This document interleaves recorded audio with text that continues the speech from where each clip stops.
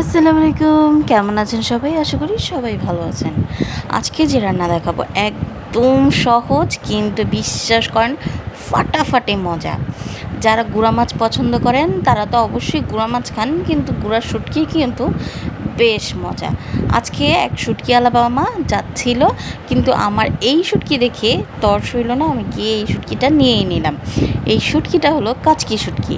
এই শুটকিটা নিয়ে প্রথমে ভালো করে কিন্তু বেছে নিতে হবে। আর দেখতেই পাচ্ছেন আমি কিন্তু সবগুলো শুটকির মাথাটা ফেলে দিছি, কারণ মাথাটা না থাকলে কেমন বালি বালি লাগে, খেতে একদমই ভালো লাগে না।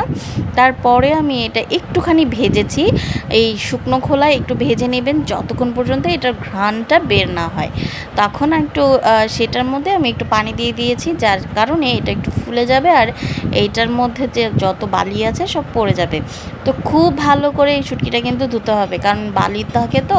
শুটকিটা কিন্তু ভালো করে যদি না ধোন তাহলে অবশ্যই এটার মধ্যে অনেক বালি থাকবে, আপনি খেতে পারবেন না।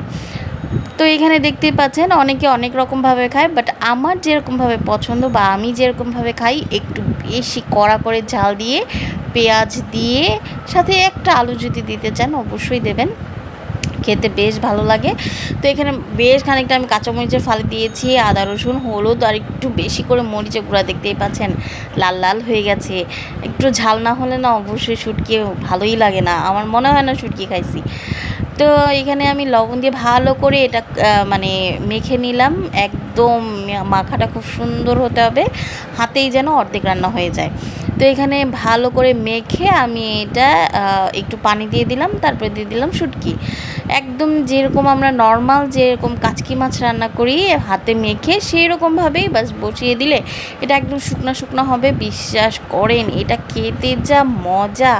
আপনারা চাইলে সবজি দিয়েও এই শুটকিটা রান্না করতে পারেন, কিন্তু আমার না এইভাবে বেশ পছন্দ।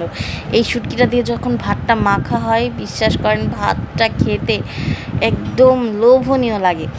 তো দেখেই তো বুঝতে পারছেন কতটা লোভনীয় হয়েছে, আমার খেতে কিন্তু জোস ছিল। একবার এইভাবে আপনারা যদি চান করে দেখতে পারেন, কেমন লাগে আপনাদের কমেন্টে অবশ্যই জানাবেন। ধন্যবাদ।